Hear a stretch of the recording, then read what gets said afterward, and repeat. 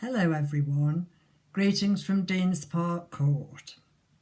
Since it is Easter Saturday, I thought I would read an article from April 1995 as it seems more appropriate. In my endeavour to enjoy half an hour's space each day to myself during Lent, I decided one particular morning to leave the breakfast washing up and go for an early stroll while the sun was still shining. People had already been busy in their gardens. Lawns were neatly cut, the borders tidy to show off the colourful tulips, wallflowers and primulas. Later on I could see an avenue of cherry trees showing a cloud of fairy pink blossom, and here and there on corners and verges clumps of daffodils were nodding their heads, brightening the view for all who passed. There was so much to delight my eyes, all thoughtfully provided by others. For a while I sat on my favourite seat to admire it all.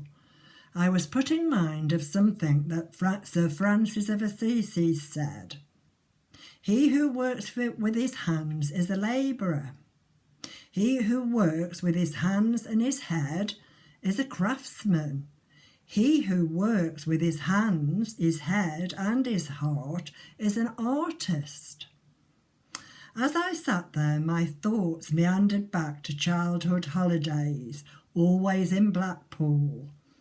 As I sat there, if you look back with nostalgia at seaside donkey rides, you will no doubt be in sympathy with the aims of the donkey sanctuary at Sidmouth, Devon, which has cared for countless donkeys fallen on hard times. The sanctuary was started by Elizabeth Fenton, who realised that while there were organisations to look after horses, dogs and cats, there was little done for donkeys, which were often so badly abused, although they are such a help to man. So she opened the sanctuary where sick and tired donkeys are taken in, given medical care, comfortable quarters, lots of love, and are safe for the rest of their lives. In addition, she has gone around the world opening clinics and tending to sick donkeys to increase their lifespan for desperately poor owners. From early times, donkeys have been used as beasts of burden, and as we approach Palm Sunday, we remember that it was a donkey that carried Jesus Christ on his triumphant entry into Jerusalem. From that day, it is said, donkeys have carried the mark of a large cross on their backs. Elizabeth Fenton had been very successful in her work. How we all strive for success. I suppose it's an instinctive urge in most people, yet before we let it completely dominate our lives, perhaps we should be well advised to reflect on the pithy comment made by the great writer George Bernard Shaw. I dread success. To have succeeded is to have finished one's business on earth. I like a state of continual becoming, with a goal in front of me and not behind. As Easter Day fast approaches, let us realise it is a special time for loving, forgiving and for understanding each other's needs. My dictionary defines love as an intense emotion of affection, warmth, fondness and regard towards another person.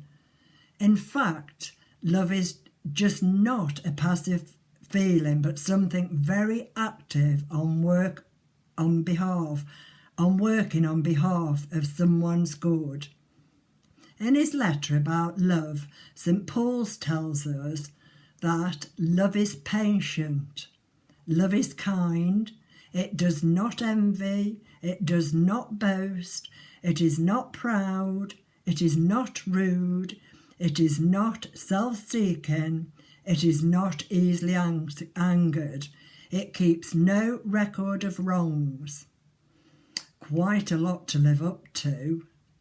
When Wordsworth wrote the lines above Tintern Abbey, he spoke of that best portion of a good man's life, his little, nameless, unremembered acts of kindness and love, whilst more recently an American summed up it neatly in these thoughtful lines: be tender with the young, compassionate with the elderly, sympathetic with the striving, and tolerant with the weak and strong. Indeed, at some point in our own lives, we could be all of these. Happy Easter, everyone. Tomorrow is, of course, Easter Sunday, and I, for one, am looking forward to cracking my Malteser egg, which my daughter kindly left at my front door. I am sure most families enjoy the traditional Easter egg hunt. I know mine still do, even though my grandchildren are now in their early 20s. My daughter makes it more like the modern innovation of the escape room, but made easier this year with Teddy, our cockapoo, to help by sniffing the eggs out. However, in reality, the true reason we are privileged to have this annual Easter holiday is, of course, biblical.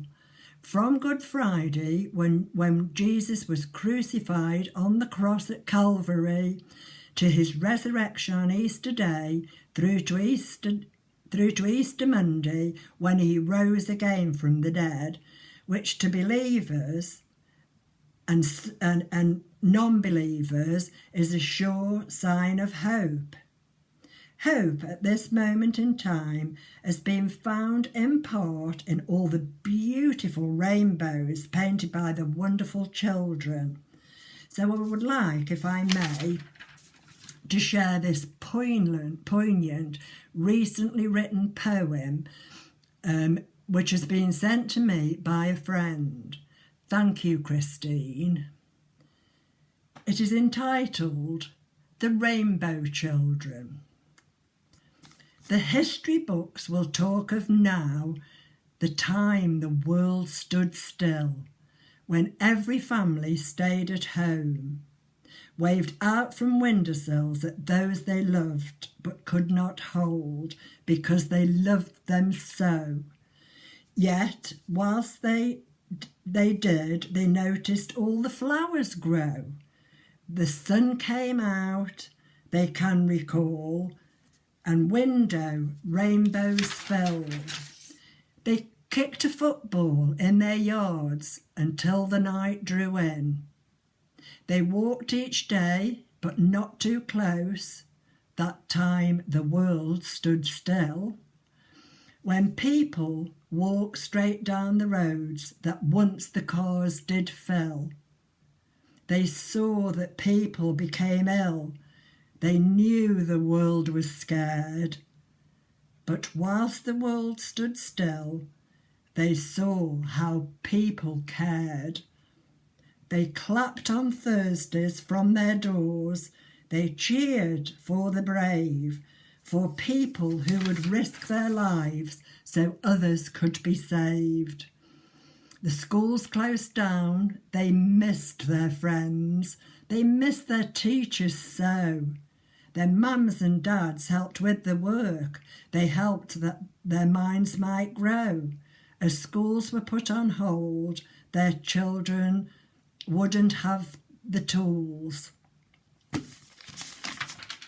But history books will talk of them, now adults and fully grown. Those little boys and girls back then, the ones that stayed at home.